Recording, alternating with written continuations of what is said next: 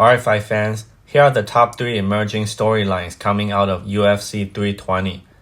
Number 1, Alex Pereira finished Magomed Ankalaev in 80 seconds and reclaimed the light heavyweight championship. Now he has so many options. Does he stay in the light heavyweight division and defend the title against Carlos Ulberg or Jiri Prochazka? Or does he move up to heavyweight and face the winner of UFC 321 between Tom Aspinall and Cyril Gane? Or does he fight Jon Jones at the White House card? After reclaiming his title, the world is his oyster. The fight with Carlos Ulberg will have a built-in storyline. Since Carlos is from City Kickboxing, the UFC can always draw back to the Pereira and Israel Adesanya rivalry, now that Alex will be facing another top standout from City Kickboxing. And Carlos, who is on a 9-fight win streak, is a very deserving contender, and it will be a great striking matchup between two elite strikers. This will be a big fight since now all Alex Pereira fights are big attractions. But is this the biggest fight for Pereira? He has accomplished everything he can at middleweight and light heavyweight, so it would make sense for him to move up to heavyweight and chase his third title. If he wins, then it will make him the only man to win titles in 3 different divisions in the UFC. The most likely scenario is that he will fly to UFC 321 to watch the heavyweight main event to build interest for his eventual move to heavyweight. The good thing is that Alex is so established now.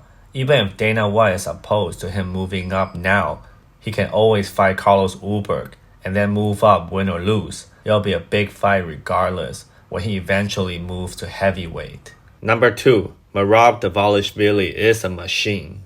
He dominated Corey Sandhagen over 5 rounds and nearly finished him by strikes in the second round.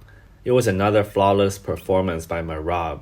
Normally, most fighters would gas after trying so hard to finish Corey in the second round, but Merab is a machine.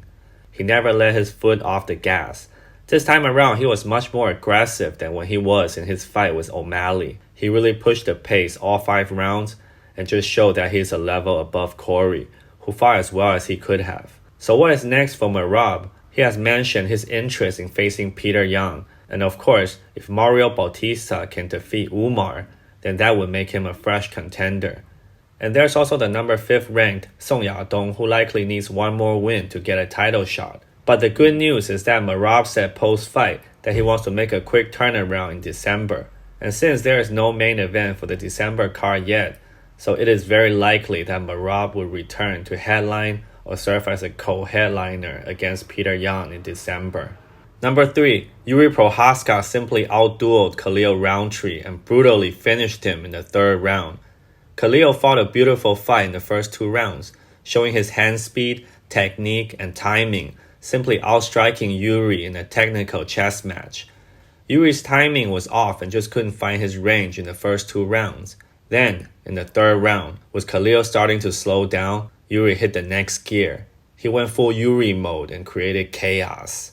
And Jiri thrives in these wild exchanges as he continues to pressure Khalil, forcing him into phone booth exchanges, ultimately wearing him out with damaging shots and put him out cold. It was a devastating knockout, similar to the knockout of Dominic Reyes. And Jiri remains undefeated in the UFC when he isn't facing Alex Pereira. Jiri made the most of his post-fight interview as he tried to make a case as number 1 contender and called out the winner in the main event.